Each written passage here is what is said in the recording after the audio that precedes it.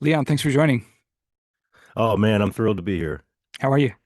I'm very good. I actually was just catching up, familiarizing myself with your podcast, listening to the guy from the Bowery Poetry Club, which Ah, is like yes. I love a language deep dive. That's actually my original background. I was an English major, which Oh, really? made me the broke filmmaker I am today. So where'd you go to school? I went to a place called Eastern Michigan University. It's a smaller school, very much dwarfed by University of Michigan, but had a very good English program and actually was very teacher oriented. So I was actually in a really great, very small writing program there a million years ago. Are you from the Midwest? Yeah, I grew up outside Detroit originally. So when did you move to New York? Came to New York in 2000. So I'm on my 26th year here. I don't use the term native, but I will call myself a New Yorker at this point. Could you say naturalized? Yeah, yeah. I mean, I feel like I'm still like, I'm so respectful and so touchy about that. Like, I don't, I would never be like, oh, when you're from New York, you know what I mean? But like, Yeah.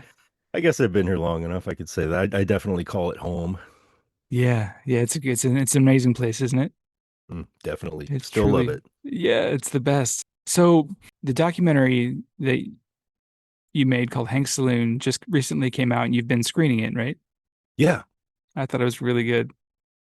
Oh, thank you. Were you at the Nighthawk No, you screening? you gave me a Oh, that's right. I gave you a copy. a That's secret correct. Yeah. link, a secret link. So thank you for that, and I'm glad I got to see it before our conversation Okay. because I really got a lot out of it. And maybe actually before we talk about it, you could just describe what the documentary is. Yeah, absolutely. It is very much a portrait of a bar. People use the term dive bar because it was a very runny. Let me say that over. People use the term dive bar because it was a very run down, smelly place. And definitely not for the weak of heart, especially if you came in there on a particularly depressing day. But for various reasons that I hope I touch on in the movie, just really kind of fell in love with the place over the years. And it had been threatened with being shut down for at least a decade, just on and off.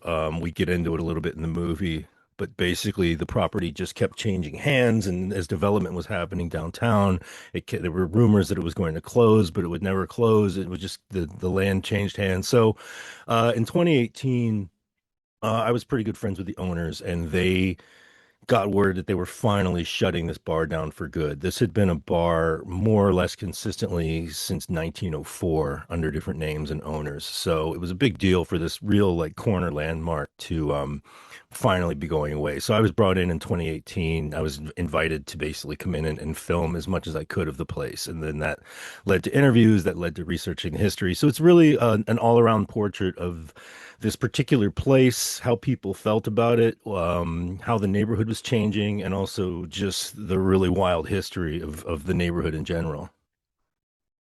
It's great, and I really got a sense that this place was sort of like a prism through which I could see the history of the neighborhood, the people. I love that you brought in a local historian, John, and he was sort of walking us through the Mhm. history of it. It was initially built in the early 20th century, right?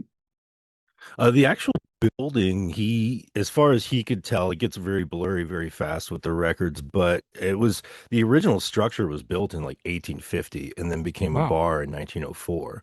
So I mean, the actual age of the building, it's incredible that anything is still standing over there. It's very old by American, especially by New York standards. I just wanted to say, because you mentioned John, like I can't say enough about how many people helped me and how many people really made this thing happen. And, whatever praise and goodwill I'm getting, I just have to pass that on to every single person who participated, just out of love of the place and wanting the project to happen. So John was a local guy who's lived in the neighborhood forever, who is just kind of an amateur, I guess, as a hobby or whatever, is just really into the history of the neighborhood and actually did like presentations at Hanks about the history of the building. So, you get a guy like that on your side, and it's just incredible, like what you uncover. The whole history of that particular corner has always had a little bit of an outlaw aspect to it. And it was basically a bar continuously since 1904, right? Until it closed in 2018. Yeah, yeah, it was originally an Irish place, and then as you get into in the movie, there was a lot of early kind of pre-prohibition, there was still a real movement to shut down what they called the saloons at the time, which is the 15,000 or whatever bars that existed in New York. And so they really through that and through prohibition, these guys were always kind of running a place that was, it's hard to say how much was legal, how much, I think it was technically a speakeasy, but not in like a hidden door kind of a way, probably more in a somebody paid the cops off way and you just looked the other way while someone ordered a whiskey, but it's always had that kind of history. I think there was a very brief period where they tried to turn it into like a lunch counter in the 30s and that didn't last, and that's just one of those details that just when you realize your movie's too long and you have to edit, that's just one of those little things that comes out. But like for all intents and purposes, yeah, it was just a bar consistently for almost 120 years.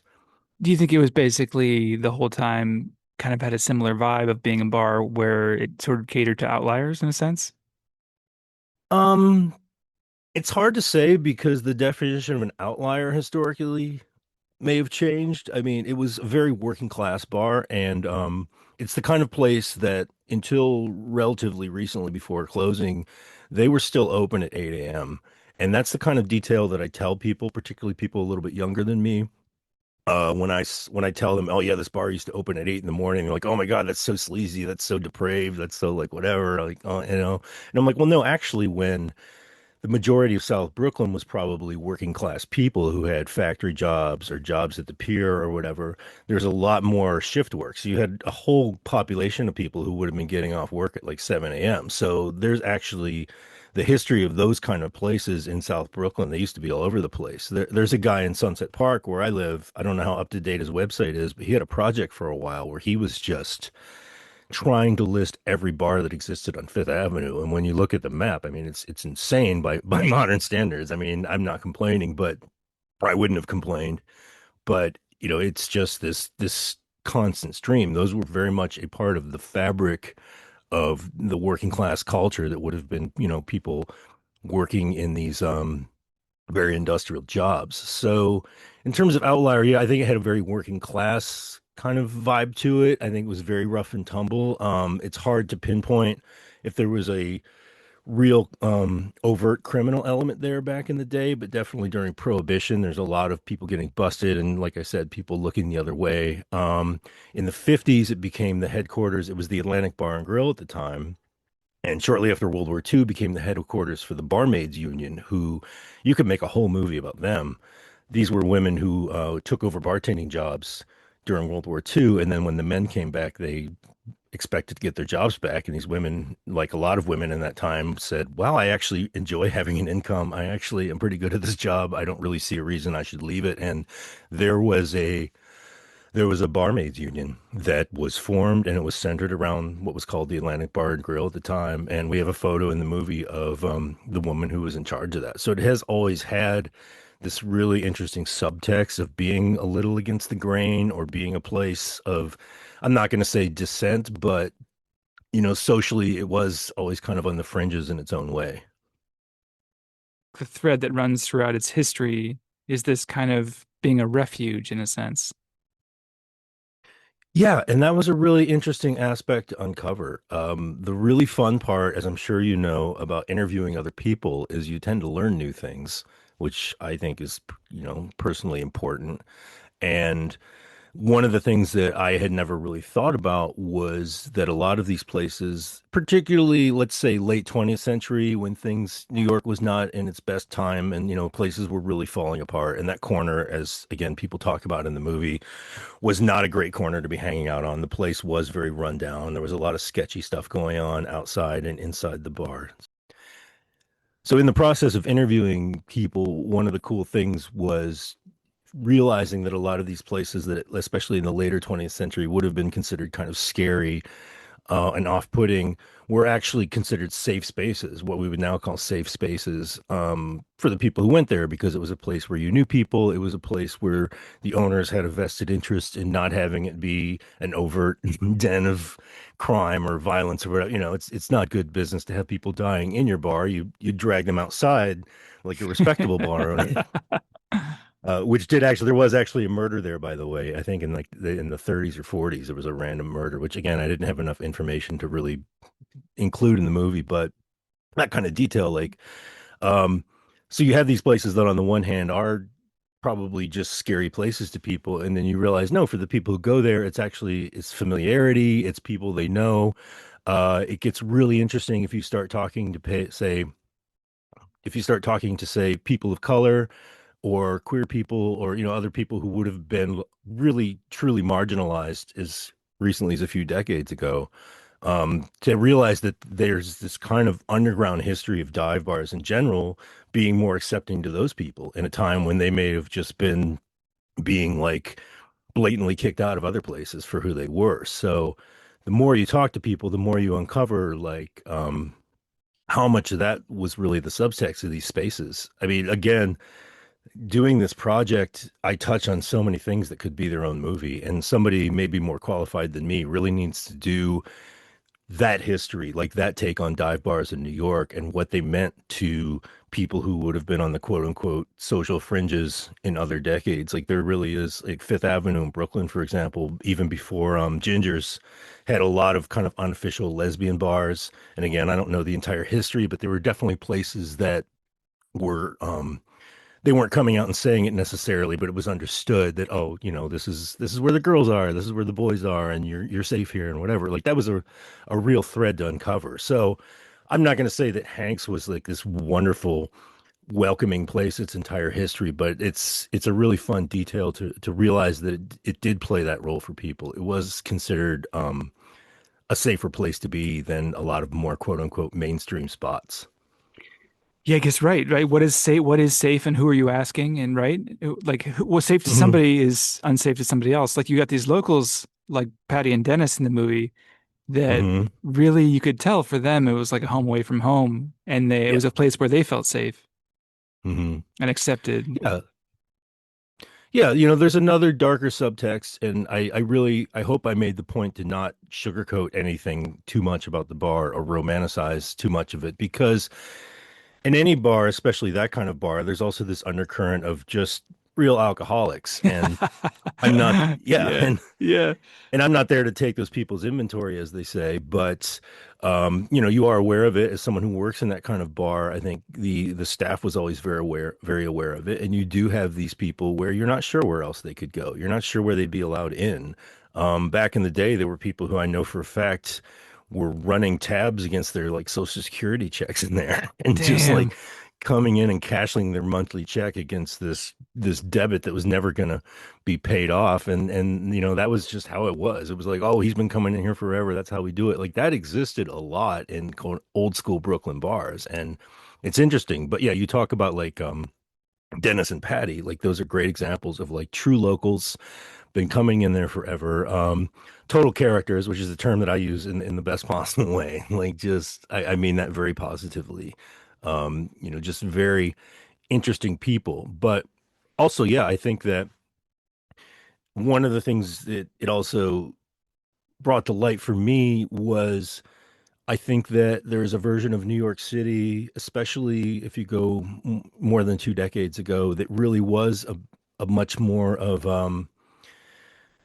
tolerant of more eccentricity. Would that be the academic way to put it? Hmm. It was a lot easier to be weird because it was cheaper, and I don't think there was the same social expectations about how everyone is supposed to be or what you're all supposed to be aspiring to. And even as recently in my mind as as early 2000s when I came here and discovered Hanks for myself, it was the same kind of thing. It was just, oh, there's just still this kind of anything goes feel. And tying again to the kind of safe space idea, dive bars run on this very clear, specific set of rules, which is basically, can you pay for your drink? Are you an asshole? I'm sorry, can I say that? Is that Yeah, I didn't know sure. if you censored your show. Are you a Yeah. jerk? Whatever. No, but that's a real vibe. It's like, well, if you can pay your tab and you don't make anyone else too angry, you're welcome. And you very quickly, if you're willing to speak to people and listen to people, you very much can become part of this accepted community. And it's funny when you talk to some of the more old school people. Patty, for example, so old school that she gave me permission and all that to film her and use all the footage and all that. But I realized I'd never gotten her last name correctly. And so I had to go back to Patty because, Patty's not emailing me. You go and you find out where Patty hangs out and you speak to her. And Patty, I was like, Patty, so I just need to like the correct spelling of your last name so I can properly credit you in the movie. And she's like, no, hell no, no way. Like she's like, I don't need people knowing me. I don't need people knowing who I am. Um, Dennis kind of the same way. Several of the major player regulars in the movie have never seen the movie. And in Dennis's case, I'm working on remedying that. Um, because I am going to give him a copy. He doesn't really leave the house anymore. But a lot of the other people, there's a real divide with the more old school New Yorkers where it's all kind of like, who do you know? Who's this guy? You hear that even from Jeannie in the movie where she's like, who's this guy coming behind the bar? It's very like, until I know you, you're an unknown quality and we don't trust you. You're an unknown quantity and we don't trust you. And there's a lot of that when you deal with the more old school people of it's almost like a social gatekeeping. It's a very different version of New York. Whereas like everyone I know under 40, when you go to interview them, you have the opposite problem where they're like, I'm ready for my close up, and they've got their social media voice, and everybody in this town has their elevator pitch ready, and you have to do kind of the opposite, which is breaking them down a little bit and getting to the point where they're talking about themselves as real people. And with the more old school people, it's the opposite, where like, you're like, hey, this is gonna be on the internet. People might see your face. They're like, oh, hell no, like zero interest, which I kind of love and respect. Yeah, there's like a realness to that. Yeah, and it's just a different mentality and it's a different time of I trust the people I know or I trust the people who my friends tell me I can trust, and the rest is it's very old school Brooklyn in that way. They're like, you're under suspicion until proven otherwise. Interesting. Yeah, and I kind of feel like there's still elements of that in New York that's what makes it such a special place to me that like every job I've got here, every place I've lived has been word of mouth. Mm. I never signed a lease this whole time I've been here. I think I had one job interview, but the rest were just like, hey, you want some work? Hey, I know you, like there's something refreshing about that. It seems like it wouldn't be that way, but it's a very local place. Yeah, and congratulations, man, because you're a dying breed. Like that's getting tougher and tougher. I was the same way for years. I had like incredible luck with just, landlords where you go and you meet the guy personally and you show him a check and suddenly you have an apartment and you pay the family downstairs once a month. It was a nice little system. And that's becoming harder and harder to do, finding jobs. I mean, that's a whole other tangent about what the AI resume thing is doing to job hunts for people and all that. But like I do, as much as we complain about the city changing and as much as things feel like they're getting more difficult, especially economically and in terms of real estate, I still am amazed at the personal connections that happen here. And I mean, my movie and whatever success I'm currently experiencing with it, 100% comes out of that, of just people caring that much about the bar, or somebody being like, hey, I know this guy who's got a theater upstate. Like I'm doing like bar screenings right now, and it's like you said, it's all word of mouth. It's somebody being like, yeah, man, you can come do this. Or even better, I'm to the point now where I'll contact someone and they'll be like, oh yeah, we heard about you, you know, That's cool. which is a great problem to have. Yeah. But like especially in the bar world, like word gets around fast. So I'm I've built this project on top of an incredible amount of word of mouth and goodwill coming out of that. One of the musicians in the documentary said that she was sort of concerned that with that loss of scrappiness and danger, there's a loss of experimentation. And I Hmm. wonder if you take a step back, is this like a little New York and microcosm? Like is it an example of artists and people on the fringes and people that want to live a creative and life? Does it just the bar closing and the way that the trajectory do you think that mirrors a larger shift?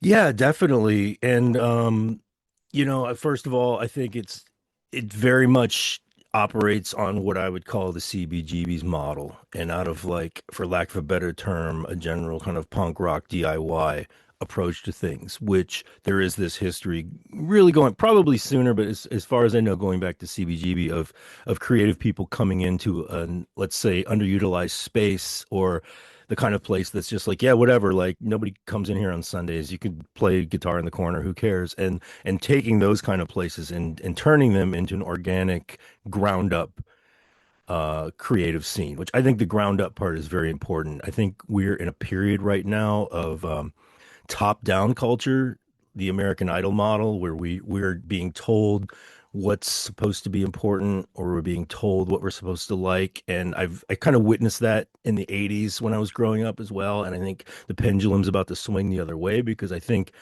historically the most interesting things, at least in American culture, have tend to come from the ground up. They come from whorehouses and weird roadhouses and, strange, let's just say, other spaces where no one walked in and said, "Oh, this is going to be the foundation of American culture," and yet that's how much so much stuff, especially music, really happened in this country. Yeah, another aspect to that is when you talk about it being a microcosm, I can tell you firsthand that the real estate conversation, which was already a major conversation in 2018, and for those who haven't seen the movie, is very much about developers coming into downtown Brooklyn in the area around Hank's Saloon and just basically inundating it with skyscrapers, and how much, and also the kind of people who come and live in skyscrapers. So I remember filming it in 2018 and that being really relevant. And for various reasons, this project got shelved. I didn't touch the footage for several years until I crowdfunded in 2024. And when I revisited that footage, I was like, oh, this is now kind of an America problem. This was a real New York problem when I filmed it. And now real estate is being, in my opinion, overvalued every square inch of this country, more or less. And so that's, in terms of being a microcosm, it's like, yeah, I think that it was a real parable for what was going on in New York. And now, unfortunately, it's a parable for what's going on in a lot of other smaller places as well. You said that a lot of these creative things happen from the ground up, and I think that's something that you Hmm. really can't force. It's the same way in painting, like the abstract expressionists or the people like that were living like in the 60s and 70s, and they didn't expect it was like being a poet back then. You didn't expect to make any money off Hmm. painting, and now it's people have their Instagram thing carefully curated. They make stuff to sell. I mean, whether they know it or not, whether we all do it, whether you're aware of it or not, you think of your work as a product, and the culture teaches you that Hmm. if you're not selling it, then it's not successful. So Yeah. I think it's the culture that's really shifting, and so I think it's inspiring to see, little moments like this in the video. I think the documentary really gets at the essence of what it was, and that it was a living thing that was happening. Well, thank you. I really appreciate that. And you're right. This entire idea of an art star or an influencer or whatever the term will be, that, oh, I'm going to come to New York and conquer it and become this millionaire off of my art. Like, you're right. That's like in the larger history of the city, that's a pretty new idea. But yeah, I do I appreciate what you said, because I think that the key is, people have always been chasing money in New York. The idea of an enormous amount of wealth sitting in this city, literally in bars of gold, has always existed. Like, banking industry has always existed. Like, the idea of billionaires being in New York City is nothing new. I think what has changed is this shift toward every inch of the city has to be for them. And this mentality of, once upon a time you were a certain kind of artist who moved here and it was expected, oh, I'm going to live on a futon on the floor and probably like a really bad neighborhood with a couple other people. And I think that tradition still goes on, but the overhead is so crazy now. Your actual rent is so high that if you're not on a clear business path, it's very hard to stay here and survive.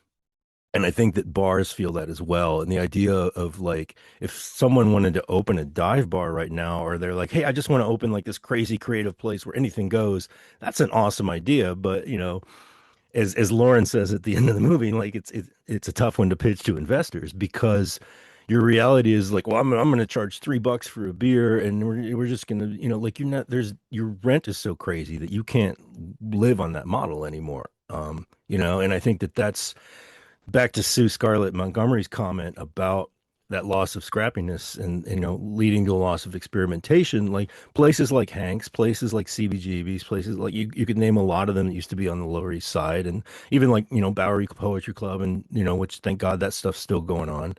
Um, they came out of these places of experimentation and kind of like, oh, whatever. Like, there's nothing going on in this space anyway. I mean, half of Sam Shepard's work wouldn't have existed if there wasn't like this crazy, like, theater in a garage off Broadway scene back in the day. There's this history of these spaces, and when the financial overhead is low enough, it's easy to live. You work some stupid job as little as possible, and then you go be in your band or you make your art or you direct theater at night. Like that used to be a real model that I got to participate in. And I can't imagine coming here in 2026 without a trust fund and being able to live that way. And we're seeing a lot less spaces that are open to that because these places just they existed and came from a real place of like, sure, why not? And now again, your business model has to be so tight and your plan for everything has to be so locked down in this town, combined with this mentality of people who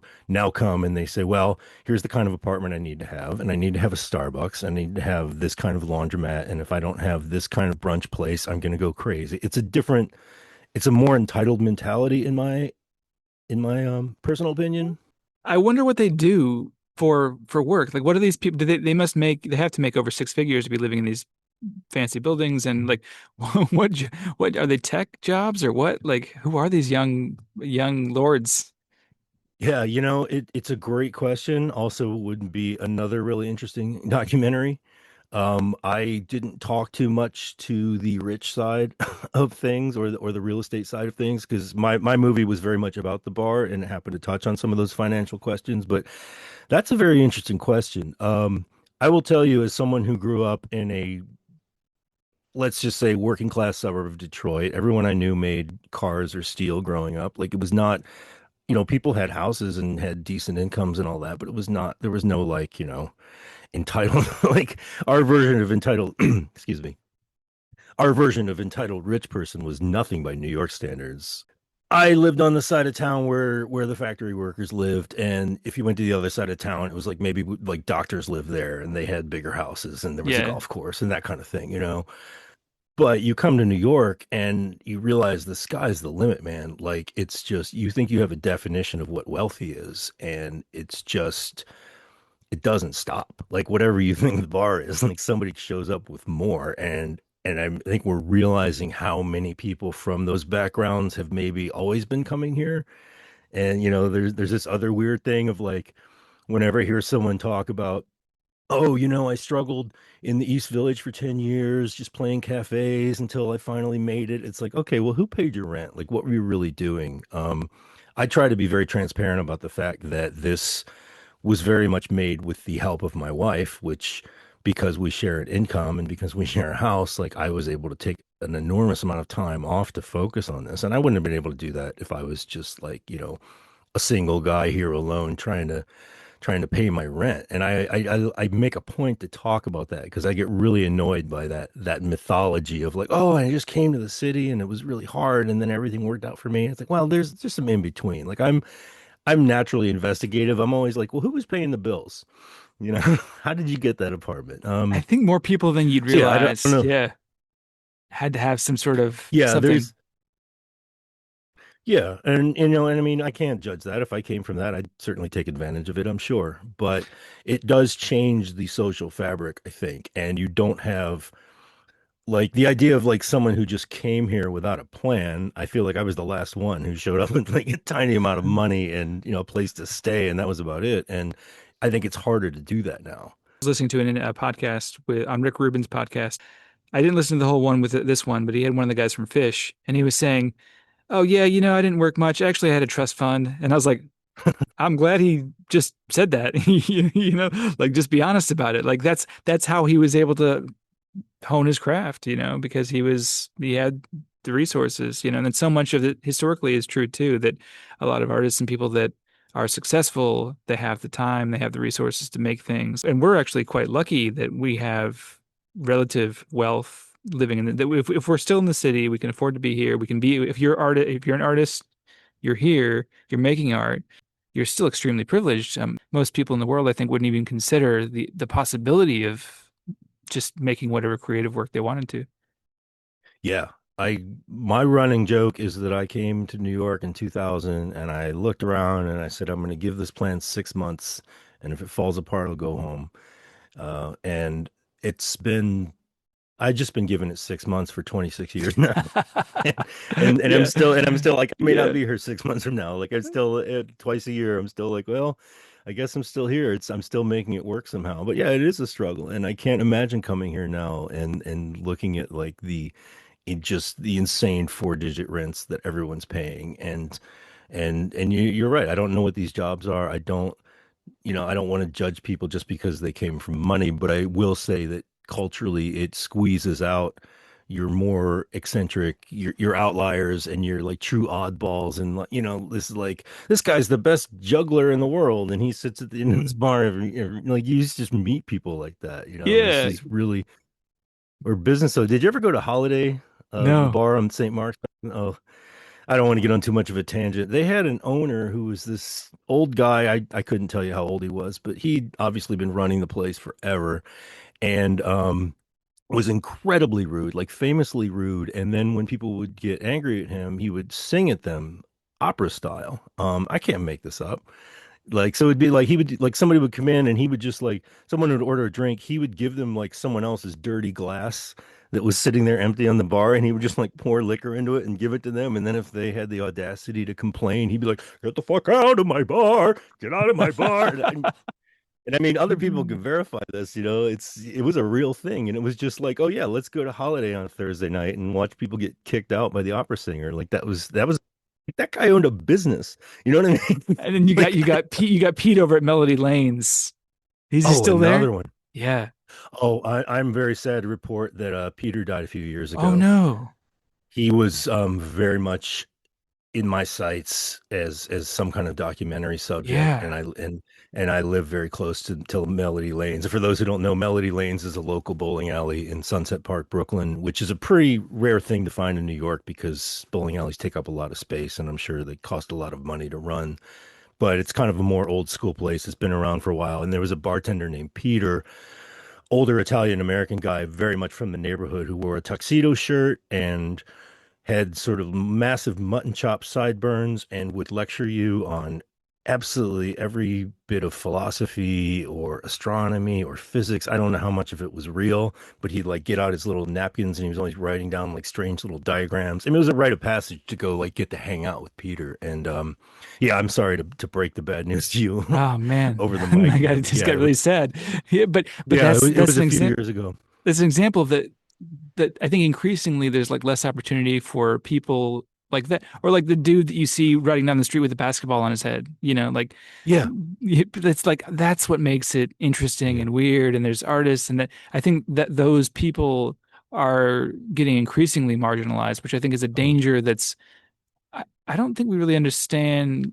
They seem to be signifying a kind of health, like a diverse, like a almost like Hmm. a microbiome. You want a diverse microbiome in Hmm. your gut, and that makes you healthy. Like the city needs a more diverse array of people, and they make it weird and interesting. And where do the artists go? If we're pushing the artists out, the city is becoming not as creative, not as good, and just the culture, just not just the city, but just the culture.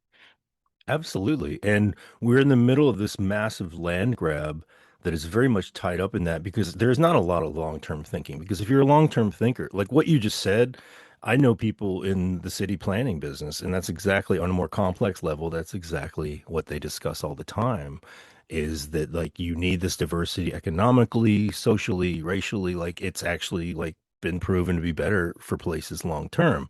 Also, you can't pitch your city as the end all and be all of culture if you are slowly extinguishing the source of culture.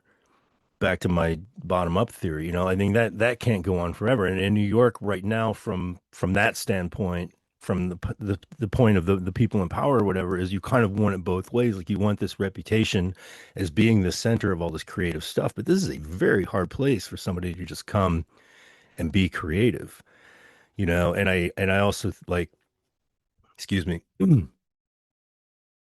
There's also something to the real estate side of that. It's tied up in economics for sure, and there's a lot of things that I think reflect the way in which the culture is unaware or unable to see value in things that are not quantifiable. Mm, yeah. And I in the movie when we get into the sort of 70s era of the neighborhood, Borum Hill, there's footage that's from basically like a I don't know what you call it, like a public relations educational film that was put out by the gas company at the time, who was very much collaborating with the banks to try to rebuild downtown Brooklyn instead of demolishing it. So that footage that's in the movie is actually taken from this series of these little mini documentaries from the early 70s, and they're all about the brownstoner movement, which was giving people incredible financial incentives to come into these places that were either abandoned or, severely run down or had just been boarding houses for years. And I'm sure some displacement happened as well. Let's not sugarcoat that. But by and large, they were bringing people in to basically revitalize a neighborhood. And when you watch these movies, they talk about the mistakes that had been made in Manhattan in the first half of the 20th century, like this idea that like every block should be a skyscraper, and that they were like, oh, like in the 70s, they had figured out from a social planning perspective that this was not good long term. It was not making for great neighborhoods. And they were actually consciously and financially incentivizing people to come back and create smaller, lower level, like family based neighborhoods. And it's hilarious that this thing from the 70s absolutely already identifies and outlines that problem. But the current wave of real estate greed could not care less. And it's Mm. just basically ignoring that lesson and saying, what are we doing to downtown Brooklyn now? We're displacing these people who've been here for 30 years in these brownstones, and now we are building a massive skyscraper wherever we can. And then they're like half empty. Oh yeah, that's the other big dirty secret, and that's oh yeah, Jeffrey talks about that in the movie, and that's one of those things that is you're never sure how much is urban legend and how much is true. But as the guy who walked around with the camera just filming B-roll of downtown Brooklyn, there's several shots where it's just me, with a telephoto lens shooting straight into empty apartments, like they exist everywhere, and there's this crazy thing that happens when real estate stops becoming about property where people owns, because the land is actually worth so much that the investment in the property becomes its own thing. So we have this massive thing where you have like skyscrapers full of basically people's empty investments, because there's so much money in it. And this gets into politics, which I don't claim to be an expert on, but a lot of people have talked about like if you taxed vacancy or if you de-incentivize that kind of investment, like how fast the face of the city would change, because it really is like you're right. There's an enormous amount of those buildings are not being utilized, and some of the biggest, most like imposing ones, behind the scenes are mostly empty. Yeah, it's amazing. Yeah, and then you have less diversity of people, and then you have more social issues as a result of this, and so forth. I think you talked about this already, but it really, to me, you're looking at not the neighborhood, but it's really a story about the people, Native Canadian ironworkers. That is all this history Hmm. of all these people coming in, and then you've got Sean Kershaw doing the music scene, and you have this whole punk Hmm. rockabilly country music scene coming in, which would seem like a very vibrant thing. You got Jeannie. And so who is Jeannie? That could be its own movie as well. Jeannie is a woman who was the bartender, I believe, back to the mid 90s when it was still the Do Re Tavern. Um, Originally from Bensonhurst, Brooklyn. And I say this with absolute love. I saw Jeannie last week. I'm always thrilled to see her again. She is almost an archetype of an old school Brooklyn character at this point. I mean, the accent, the attitude, like the absolute social The hair. fearlessness. The hair, yeah, she's Yeah. like Jeannie picked out an incredibly gorgeous hairstyle in a certain decade and just kept it and stuck with it. And I can say this because she is going to be publicly celebrating her birthday. Jeannie is going to be 80 in November and is Wow. still bartending. Yeah. Where's she bartending now? She works at the American Legion on 9th Street in Brooklyn. Hmm. which is technically only for members, but if Jeannie knows you can go in and you have to like sign up and whatever and they let you come hang out there. But that's where I filmed most of Jeannie's interviews. She was working that job while she was also working at Hank's, but she has been bartending consistently and now like into her late 70s is still going. I think there's something to be said for that. So were you involved in the music scene when it was coming up when Sean was starting that? Oh yeah, very much so. That was my real incentive for coming back to Hanks. I randomly walked into Hanks one day and I don't know, like the music at that time, it wasn't even Sean Kershaw didn't even have a band yet. It was after his band, the Blind Pharaohs, had stopped playing there, but it was before he put the New Jack Ramblers together. So I think I came in and they were like, "Oh, you need to come in on Sunday night and come see the music." And I came back and it was just Sean with a guitar singing like Hank Williams tunes. Um, I was coming from a place where I had a very complicated relationship as a Midwesterner with country music as a genre. I definitely grew up with it, and the version of it that was, being played in like the bowling alley jukeboxes in the 70s and 80s was kind of the soundtrack to my childhood. And I have a vocal range that just lends itself well to that style of singing, and I can sing pretty well. So I always, even as I was kind of like playing in punk bands and being a metal kid or being like an art rock kid or whatever I was doing that year, I was also secretly into like old school country. And also this is the era when like thrift stores were just full of old records. So I was buying up like Patsy Cline records for 50 cents and Roger Miller records and Eddie Arnold and that whole kind of like almost like David Lynch like 60s era of country. Anyway, my point in this is that I came to New York and one of the things I did to get by was sang in the subway. And I learned very quickly that if I sang stuff from that genre, it was considered very exotic in New York. Like no one was really hearing someone singing that way. Alt country as a movement was a thing in the 90s, and there were places like the Rodeo Bar in New York where some great bands were already happening, more of a rockabilly kind of thing. But like I was kind of cruising on the novelty of being able to sing Johnny Cash songs and making money in the subway that way. And so when I walked into Hank's and saw Sean Kershaw, I remember I came up to him and I said, literally, I thought I was the only guy in New York City who knew these songs. And that's kind of how I met Sean. So my band very much, the bartender there, Neil, became my bass player, still one of my closest friends. The whole band kind of grew out of this Hank's Saloon thing because at the time, a lot of us, I think, like, the old joke in which Daria touches on in the movie is, well, it's still got to have three chords. But a lot of we used to joke about the country home for old punk rockers. You know, when you get a little tired of moving fast, you can pick up an acoustic guitar and play this other kind of music. And that was always the running joke. But it was a lot of people who I think were coming from a kind of alternative rock or punk background, but also like genuinely loved the genre. And so we had this really interesting organic scene of what I would call alt country for lack of a better term. Um, and it was really fun because I was playing in like more kind of like indie rock bands at the time, and there was so much attitude. And even if you did well, people kind of felt the need to shit on you a little bit just because that was the scene or whatever. And you couldn't really have a lot of attitude if you were playing country in New York at the time. This is all pre-Lumineers and that whole era. It was really just like this. I can't express how bizarre it would have been in like 2002 to walk into this little corner bar and hear this full-on honky-tonk band with an incredible pedal steel player and people dancing. I also want to say real quick, I think another appeal of that was kind of much like the swing revival. It was very dance centric, and a lot of people I knew, especially women, were really tired of going to events where it was just a lot of dudes standing around with their arms crossed. And so when you had this genre that was like a little more like interactive and like, oh, wow, we can have a couple drinks and just start dancing around. And back then, no one's filming anything, so who cares what you really do?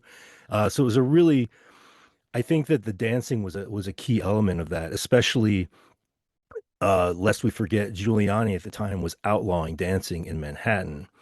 And another subtext of these Brooklyn bars was that those laws hadn't really come after Brooklyn yet as of the early 2000s. So it was like Uh, I think it's safe to say there was an enormous amount of underage drinking that was still going on. Definitely a lot of illicit drug use, but also like it was understood that they weren't enforcing the laws in the same way. You could dance, no one was carding you. It was just, it was still had a little bit more of an outlaw vibe than Manhattan did at the time. One of the bartenders commented about people going to see the band just to experience it, not to post it on Instagram later.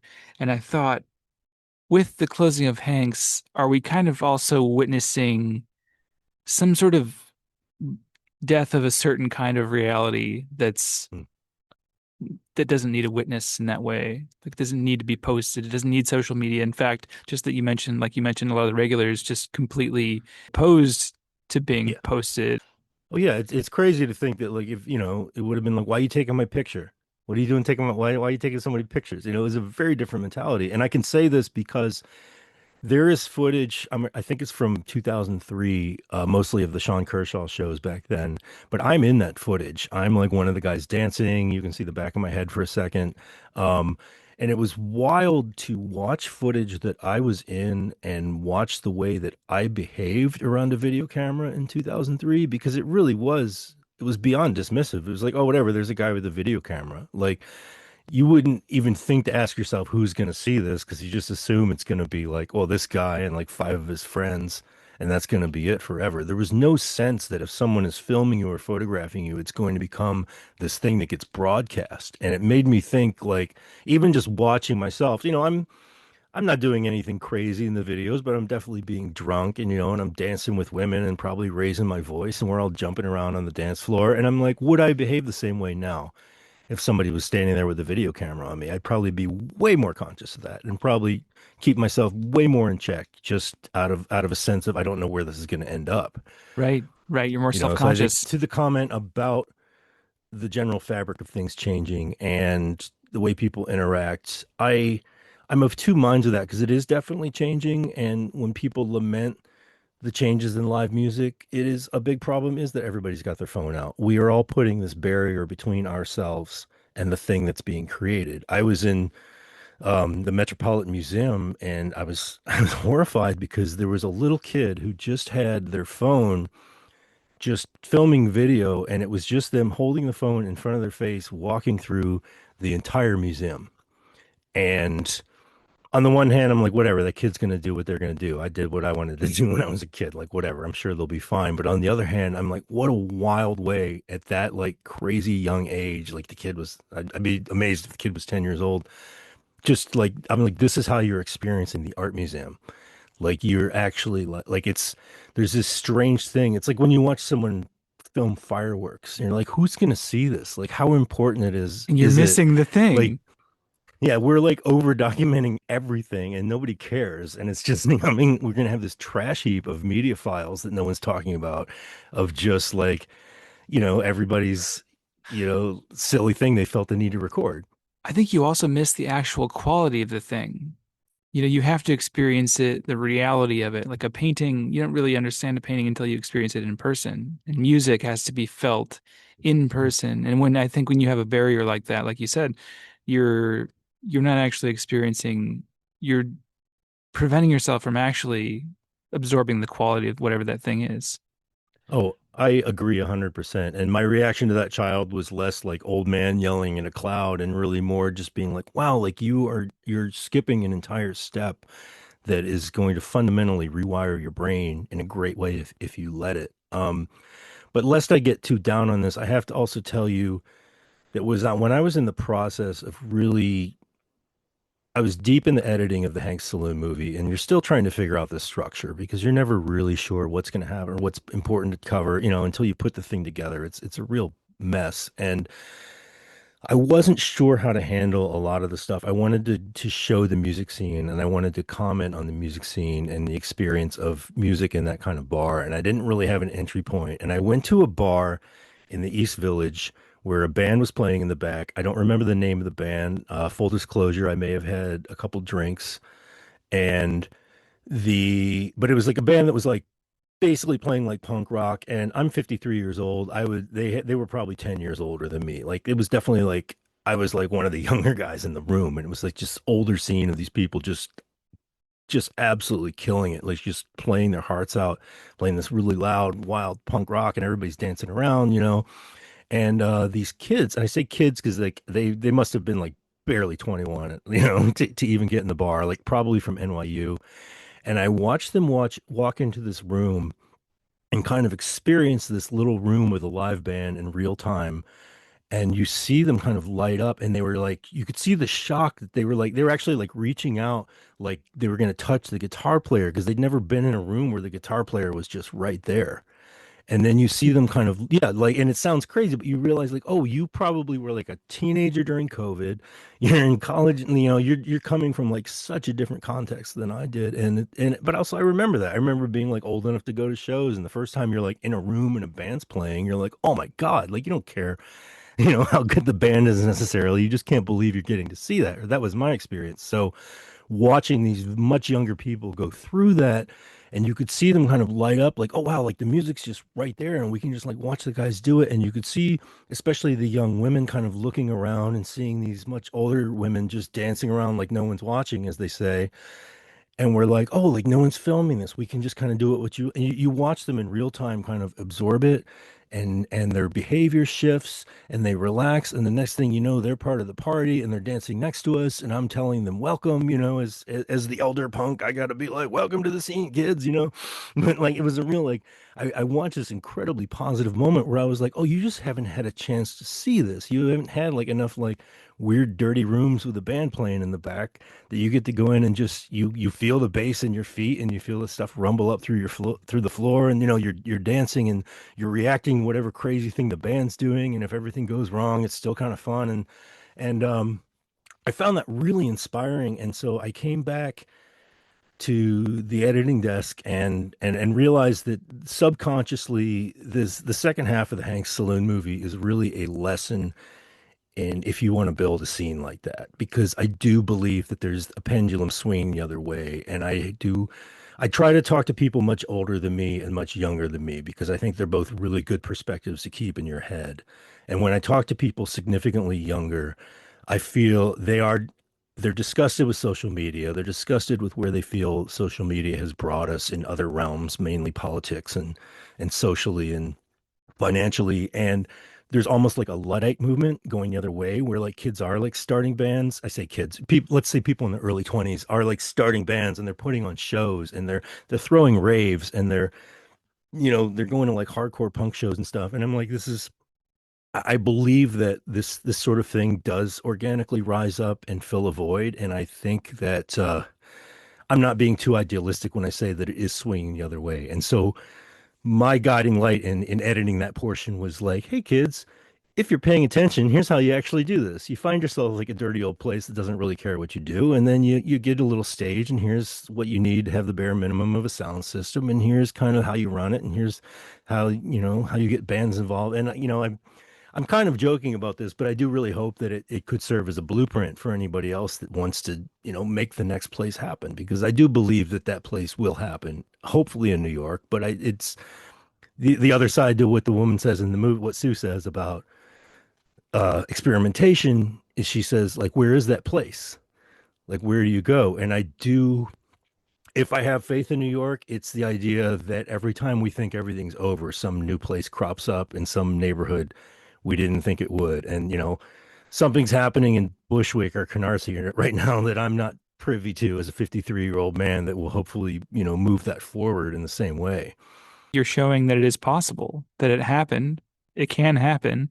You're so right. You're so right about that, because that's exactly like the greatest lesson I took from watching the much younger people is like that's exactly what they were realizing. They were just walking in and going, "Oh, you can just do this," which is the source of a lot of amazing creative movements, especially in New York. Makes me recall a Joseph Campbell quote where he said that we're less interested in the meaning of life and more interested in the feeling of being alive, the experience of life.